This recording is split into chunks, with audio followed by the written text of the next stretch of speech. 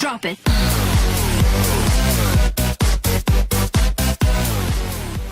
¿Qué tal? Mi nombre es Eduardo y en este video estaremos hablando sobre la introducción hacia el control de motores eléctricos. Junto con mis compañeros abarcaremos 7 puntos muy importantes, los cuales son los conceptos básicos de las máquinas eléctricas, la biografía sobre Michael Faraday y sus aportaciones, las patentes sobre las máquinas eléctricas. Hablaremos también sobre la interpretación de la ley de Faraday y la relación con la ley de Lenz para el funcionamiento de motores eléctricos, los tipos de materiales magnéticos, clasificación de motores eléctricos y las partes fundamentales de un motor eléctrico. ¡Comencemos!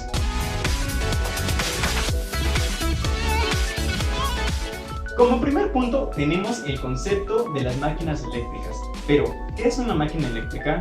Bueno, se trata de un dispositivo capaz de transformar cualquier tipo de energía en energía eléctrica o viceversa. Estas se clasifican en dos categorías, lo que es una máquina eléctrica estática, la cual algunos de sus componentes no presentan ningún movimiento. Y por otra parte tenemos las máquinas eléctricas rotativas, las cuales en varios de sus componentes tienen cierta movilidad. Dentro de las máquinas estáticas rotativas tenemos a lo que son los motores y los generadores. Como ya mencionamos anteriormente, estos son el claro ejemplo en cómo una máquina eléctrica rotativa puede transformar lo que es la energía eléctrica en energía mecánica. Esto puede decir un motor. Y por otra parte también tenemos a lo que es un generador, en este caso el que transforma la energía mecánica en energía eléctrica. Y para el apartado de las máquinas eléctricas estáticas tenemos a lo que son los transformadores, los cuales se encargan de transformar todo tipo de energía eléctrica.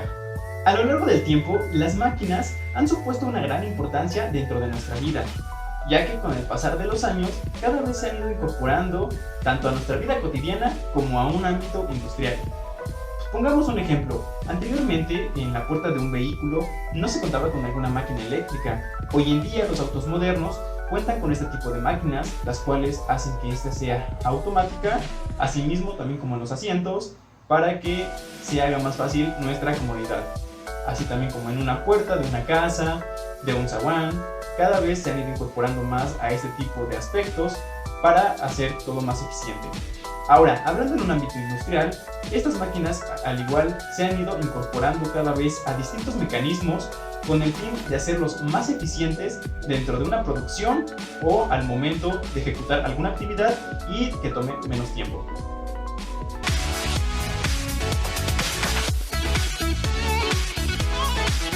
Michael Faraday nace en 1791 en el seno de una familia muy pobre, de raíces humildes y con orígenes religiosos. En 1820 empieza a trabajar como un científico y no pasaría mucho tiempo para que cambiara el mundo tal como lo conocemos. Y todo esto empezó con un sencillo experimento. En París, Ampère demuestra que un cable enrollado en una espira por el que circula una corriente eléctrica se comporta de igual forma que un imán, creando magnetismo. Entonces Faraday, con un sencillo experimento, con una batería, un cable y un imán y un recipiente con mercurio, consigue transferir energía eléctrica en movimiento circular continuo. Así había creado el primer motor eléctrico de la historia. La importancia de su descubrimiento es que había transformado electricidad en movimiento. Este fue un gran paso para que hoy en día gocemos de cosas como lavadoras, licuadoras, ventiladores, porque tienen origen en el experimento de Faraday. Y con esto gana fama mundial y así fue como nace una estrella en el nuevo panorama científico, Michael Faraday. Luego de eso, Faraday fue asignado a estudiar la composición de unos cristales que estaba produciendo Fraunhofen. De ese experimento, Faraday guardó un cristal con el que había experimentado. Luego de eso volvió a la electricidad y se preguntó, si la electricidad puede producir magnetismo, ¿será posible que el magnetismo pueda producir electricidad? Fue así que se puso en marcha y realizó un experimento. Con una base de hierro formó dos circuitos eléctricos, uno de ellos conectado a una batería y el otro conectado a un medidor de corriente. Él esperaba que al conectar la batería se creara un campo magnético que viajaría por el hierro y entraría en el otro circuito generando electricidad. Al hacerlo, el medidor marcaba una corriente, pero solo por una pequeña fracción de segundo, y al quitar la batería el medidor marcaba una corriente pero en sentido contrario. Así que luego de observar esto, acercó un imán a un circuito conectado a un medidor. Según acercaba o alejaba el imán, se generaba una corriente eléctrica. Fue así que se dio cuenta que no es el magnetismo el que genera una corriente, sino su variación. Esto es a lo que hoy llamamos inducción electromagnética. Así fue como Faraday había creado el primer generador eléctrico. Además, también descubrió las líneas del campo eléctrico y se dispuso a hacer otro experimento. Con un imán cerca de un cuerpo, él dejaría pasar un rayo de luz a través de ese cuerpo y lo observaría a través de él. El objetivo era detectar un cambio en la luz debido al campo magnético del imán. Lo intentó con varias cosas. Al último, decidió usar el cristal con el que había experimentado en años pasados, y resultó que el imán había alterado la luz al pasar por ese cristal, afectado por el campo magnético. Con este experimento, Faraday demostró que la electricidad, la luz y el magnetismo están conectados. Además de eso, también se percató que existían líneas de fuerza de los campos magnéticos, pero como él no poseía conocimientos matemáticos y por miedo, se guardó estos conocimientos hasta que un día por un inconveniente tuvo que dar una conferencia en la Royal Institution, y como no estaba preparado tuvo que hablar sobre las líneas de fuerzas. Además de eso, se atrevió a sugerir que la propiedad de la gravedad se transmitía como líneas de fuerza, como ondas. Esto es a lo que hoy llamamos ondas gravitacionales. Sus ideas las publicó en un artículo histórico llamado Pensamientos sobre vibraciones de rayos. Pero sus ideas no trascendieron en su época, hasta la llegada de otro gran genio, Maxwell, que con estas ideas formaría las leyes de Maxwell. Aunque Faraday tuvo otros grandes éxitos como las leyes de la electrólisis, los estudios sobre diferentes sustancias magnéticas, el diamagnetismo y el paramagnetismo, la capacidad inductiva, el transformador, la jaula de Faraday. A menudo hemos escuchado el término patente, pero ¿qué significa esto? Bueno, pues una patente es el derecho exclusivo que otorga el Estado para proteger una invención.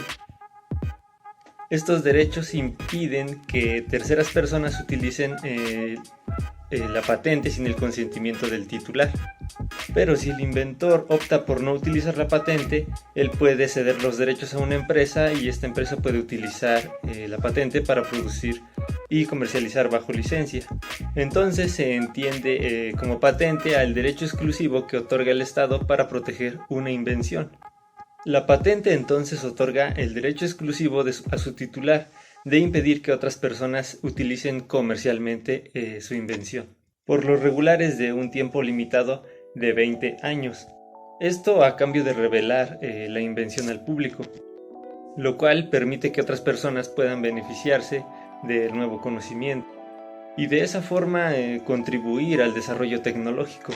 Por lo tanto, la patente permite al propietario que éste impida que otras personas vendan, fabriquen, comercialicen e importen su producto bajo licencia o sin su permiso. Esto nos deja ver que las patentes son de gran importancia para proteger las nuevas invenciones e ideas de las personas, ya que estas impiden que otros desarrolladores puedan copiar o hacer uso indebido de las ideas de las demás personas. A continuación, veremos algunas de las patentes más importantes para las máquinas eléctricas. Una de las primeras patentes de máquinas eléctricas fue otorgada en 1882 a Lucien Galvard y John Dixon, con el número 151.458, quienes expusieron por primera vez un dispositivo llamado generador secundario en Londres. Luego fue vendida a la compañía Westinghouse Electric. Otra de las patentes fue otorgada a Nikola Tesla por sus generadores síncronos con clave US 447921 en el año 1891.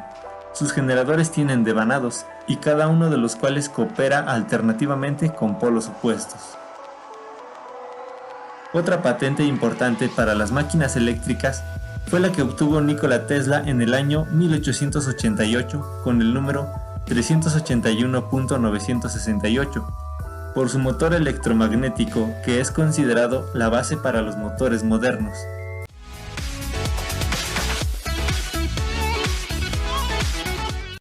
Como siguiente punto tenemos la interpretación de la ley de Faraday, así como la relación que tenía con la ley de Lenz. Y bueno, la ley de Faraday refiere a la inducción electromagnética, la cual fue formulada por él en 1831. Ahora, ¿qué comprende esta ley? Bueno, pues esta cuantifica la relación entre un campo magnético cambiante en el tiempo y el campo eléctrico creado por estos cambios. Ahora, también dice algo muy importante, que dice que la tensión inducida en un circuito cerrado es directamente proporcional a la razón de cambio en el tiempo del flujo magnético, que atraviesa una superficie cualquiera en el circuito del mismo borde. Y bueno, ahora con esto seguiremos con la siguiente parte, ya que esto lo incluye en la ley de Lenz.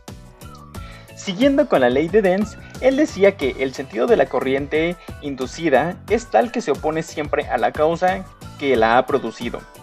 ¿A qué refiere esto? Bueno, él literalmente decía, cuando un flujo magnético atraviesa una superficie, cambia el campo magnético, debido a que cualquier corriente inducida produce su propio flujo a través de la misma superficie y en oposición al cambio.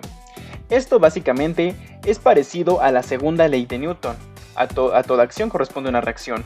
Es lo mismo, pero a diferencia tratándose pues de corrientes.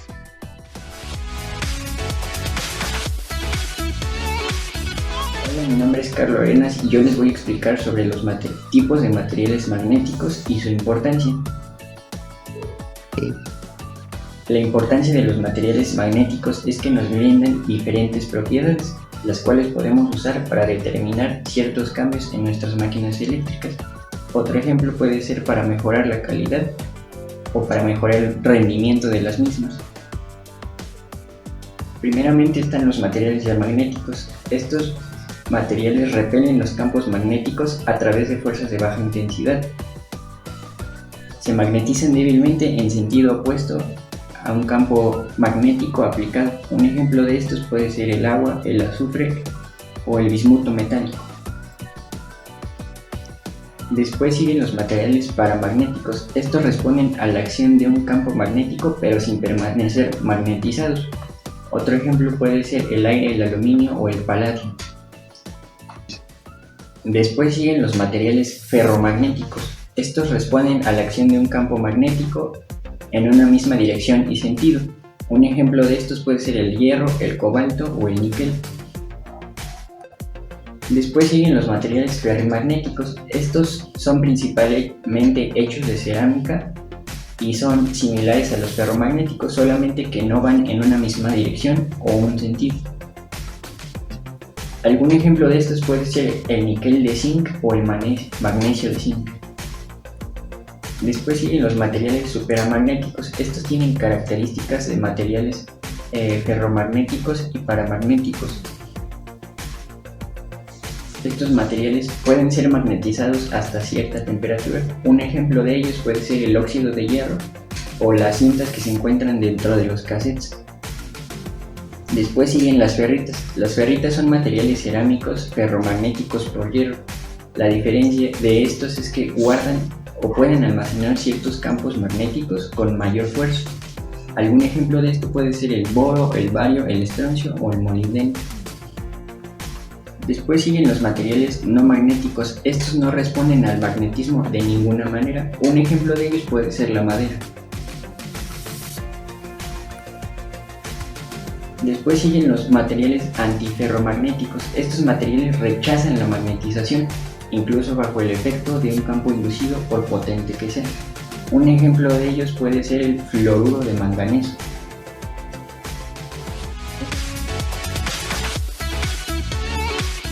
Clasificación de las máquinas eléctricas. Nos dice que las máquinas eléctricas son un conjunto de mecanismos capaces de generar o transformar la energía eléctrica. Las máquinas eléctricas se dividen en dos, en estáticas y en rotativas. Las estáticas nos dice que son aquellas que transforman una energía eléctrica alterna en otra en distintas características. Estas se conocen como transformadores. En las rotativas son aquellas que transforman un movimiento en electricidad o viceversa. Aquí podemos ver dos tipos, los generadores que adquieren energía mecánica y lo transforman en energía eléctrica, y los motores transforman la energía eléctrica a energía mecánica. En los transformadores nos dice que pueden ser de medida o de protección o de potencia. En las de medida de protección son divididos en dos, en tensión e intensidad. En las de potencia nosotros los clasificamos como monofásicos y trifásicos. En los monofásicos son transformadores o autotransformadores.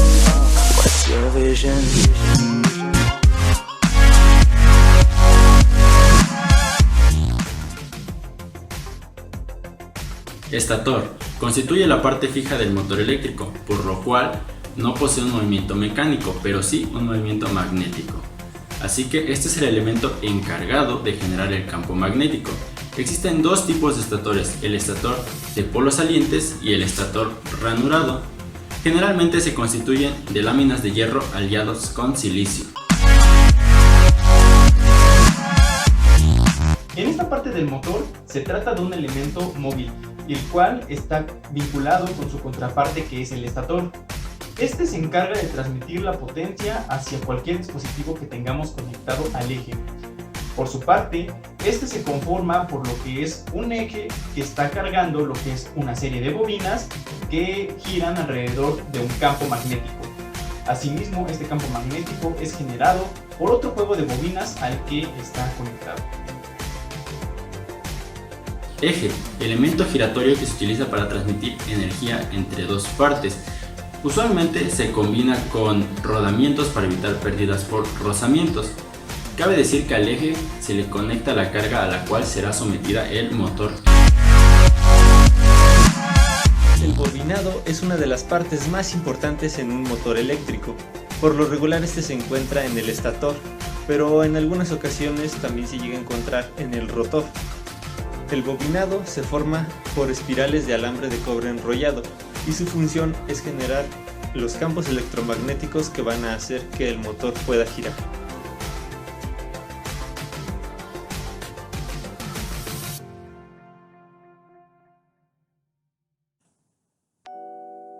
En esta animación podemos ver un motor eléctrico en funcionamiento. En el caso de los motores síncronos, la rotación del eje está sincronizada con los campos electromagnéticos del bobinado. En un motor asíncrono, el eje sigue a los campos electromagnéticos del bobinado, pero no están sincronizados, por lo que se produce un efecto llamado deslizamiento.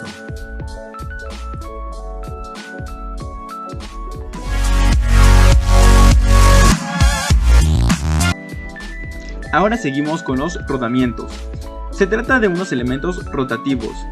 En los rodamientos, el movimiento rotativo, según el sentido del esfuerzo que soporta, puede ser axial, radial o una combinación de ambos.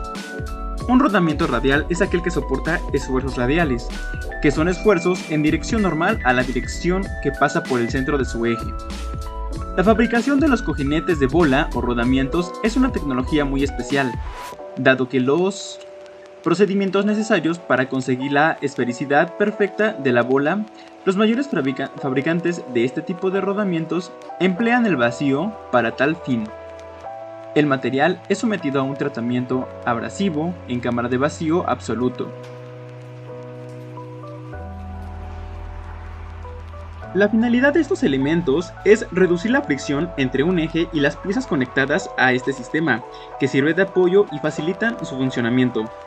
Cada clase de rodamiento muestra propiedades y características que dependen de su diseño, lo cual lo hace más funcional para una aplicación dada.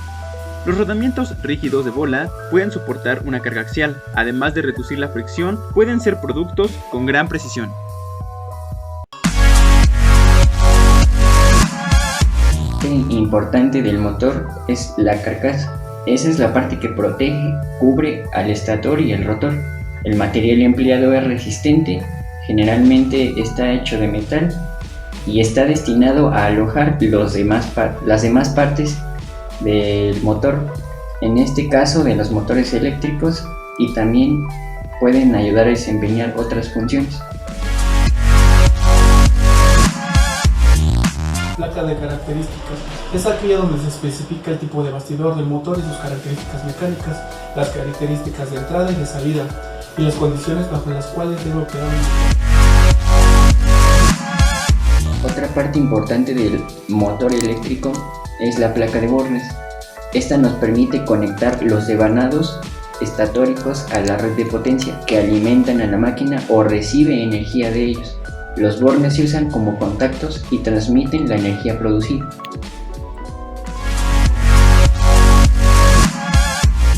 Ventilador es el dispositivo que asegura la circulación del aire forzada en los sistemas de refrigeración del motor.